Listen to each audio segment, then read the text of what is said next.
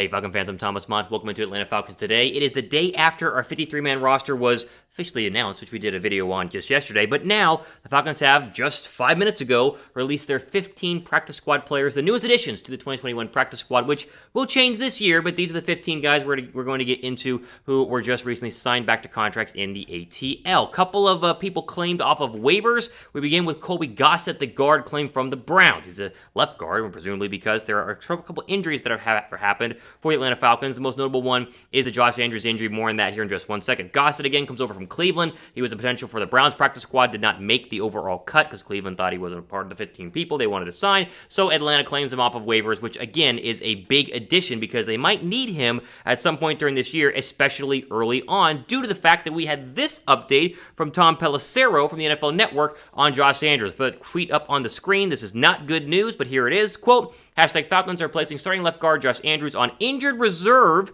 after he broke his hand in practice Tuesday, per a source. Andrews will have minor surgery, not expected to be long-term, and the IR rules this year allow players to return in as little as 3 weeks. That, of course, means that technically he can come back, and a lot of times players will just wrap it up and put a big club on their hand, essentially, but it is a little more difficult with interior offensive linemen because you can't just, jab people. You got to grab them and move them as an offensive lineman, so I would expect Andrews to be out for at least the starter at home against Philadelphia, but that could be a little bit longer, but this is still rough. Even though right now on our depth chart, Andrews is still listed as a starting left guard, he is not going to be there for week 1 because obviously he's going on short-term IR.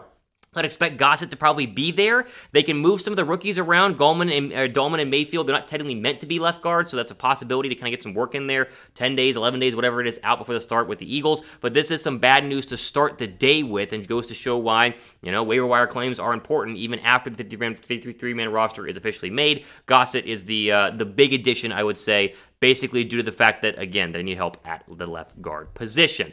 Okay, let's jump into some of the other guys who were added to the practice squad. We'll go kind of all of them at once, and then we'll dive into each individual player here a little bit later on. Starting with the offensive guys, D'onta Foreman and Caleb Huntley, the 2 running backs, are brought back. Thank goodness, because I was not thrilled with only having 2.5 running backs signed to the roster because I don't really consider technically the kick return specialist that they went ahead and brought in. I'm blanking on his name right now, but just Kadri Allison and Mike Davis were the 2 running backs who were officially signed. Cordell Patterson's on there, and he's on the roster, but is he really a running back? That's up for debate. Juwan Green is brought back from wide receiver position. I thought he was okay during practices. He was not good during training, or not good during games, which is why, of course, they let him go, but they bring him back here as a practice squad wide receiver. Austin Trammell also brought back, and the same exact, I guess, seems like a thought process there at the wide receiver position. Did not do enough to go ahead and make the final roster. A lot of tight ends were brought into training camp, and John Raine was one of them. He, of course, does not make the roster because Hayden Hurst and Kyle Pitts, they both exist. Moving on to some other guys here. David Wells, the other tight end who was brought in at the start of training camp, he comes back as a practice squad guy. Willie Beavers, who I was a surprise cut there. I thought Beavers had a pretty decent, not saying he was great, but he had a decent training camp and decent preseason games. They thankfully do bring him back for some O-line depth there on the practice squad. I would bet he gets called up at some point this offseason. Sam Jones and then Ryan Newziel is going to be the other offensive linemen who were brought back from the cuts that were made, again, just yesterday. Defensive line, well, Chris Slayton was the one defensive lineman that they brought back. A little bit of a surprise here. I thought they'd bring back one of the other 2 guys they let go yesterday. Not the case. Quentin Bell comes back as an outside linebacker, and so was George Obinna, as he was okay at practice for anything that I heard, but again, not enough to go ahead and make the final roster. And plus, the Falcons are pretty stacked at outside linebacker and inside linebacker, too.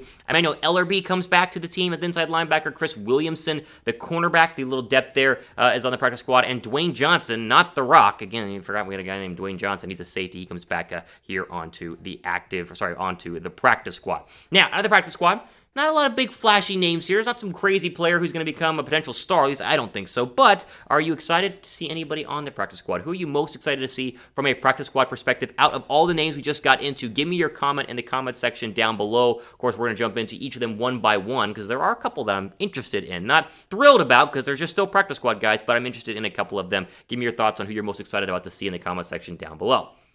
I think my number one guy on this list has got to be D'onta Foreman. And I think D'onta Foreman deserved to make the roster. I thought he was okay in the preseason games. I do think they should have kept 4 running backs. They kept 3 plus Keith Smith, who's the fullback, so really they only kept 3. And again, I don't consider Cordero Patterson to be a running back. He's not going to get 10 carries a game.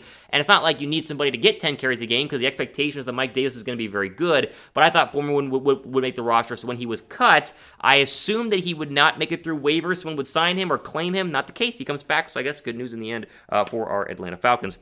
Caleb Huntley, who was the workhorse in the preseason, I thought he would have a chance again, but if Foreman didn't make it, then Huntley was obviously not going to make it either. He is let go, and then he was, at least it was told to us early on yesterday, that he was going to be brought back on the practice squad. So here is Caleb Huntley. Again, people like to knock on me because I knock on the running back depth chart, and whether you like Cordero Patterson or not, he's primarily here to be a kick returner and a gadget guy. He's not going to be a 10-carry a game I formation running back. It's just not going to happen here. It's going to be Mike Davis and Kadri Allison. Those are your 2 running backs on this roster. I would expect that unless Allison plays well this year, which we hope he does, but who knows here in the ATL, I'd expect Foreman or Huntley to at some point be called up for a couple of snaps and reps there. But I think the expectation is that Mike Davis is going to play really well, and that is the hope at the running back spot. I mentioned earlier, Juwan Green is one of the 2 wide receivers they brought back to the practice squad. He was in a battle with obviously Frank Darby to go ahead and make the roster. Had Frank Darby not been a draft pick this year, I think Green might have beat him out because Darby's practices were good but not great. He had a couple of flashy days, but nothing worth of making the roster. But because he's of course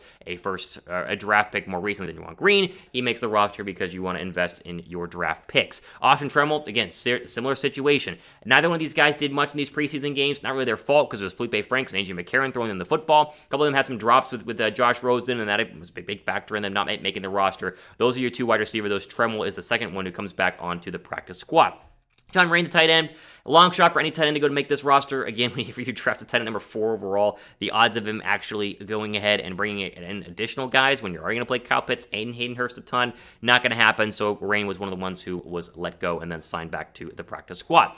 Now, before we go and get into the rest of the guys here, there's a couple more that are interesting and important. Make sure you guys are subscribed to the channel as we continue to grow here. And listen, the whole point of this channel is to give you guys a one-stop shop, less than 10-minute video to update you on your Atlanta Falcons. So instead of having to comb through, ESPN on a given day where they might not even talk about the Falcons, that's all we do here. So if you love the Falcons, go down below and hit that red subscribe button as the week 1 is approaching here in the ATL, and we're getting pumped for the first game against Philadelphia. Give us a subscribe down below to help us grow the channel.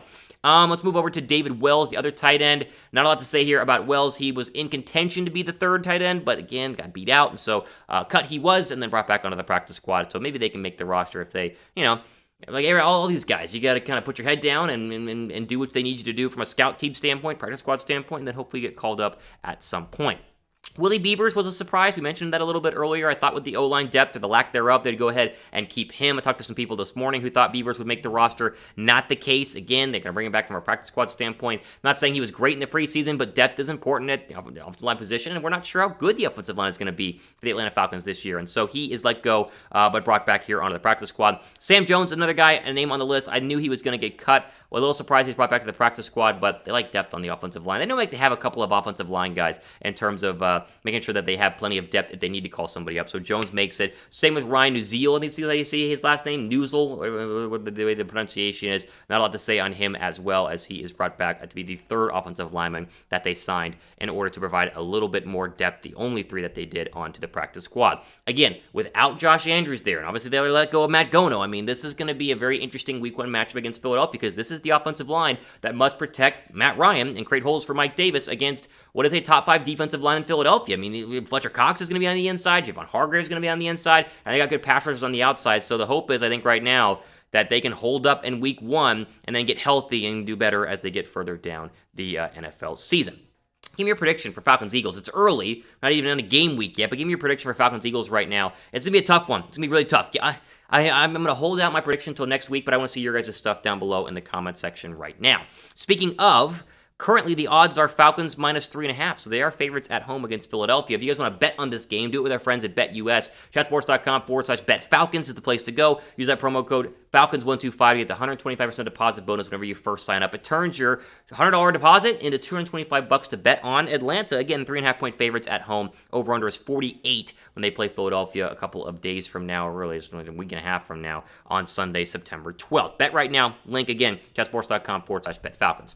We'll roll through these pretty quickly here because, again, not a lot of excitement in terms of defensive guys. Chris Slayton, the only D lineman that they bring back all across the entire practice squad, which a little bit of a surprise there, but I think that he will have an option to be moved up at some point because we're very curious about the defensive line this year. Quentin Bell was one of the outside linebackers brought back. Not a lot on him. Again, was always going to be, at best, a special teamer. Practice squad, he goes there.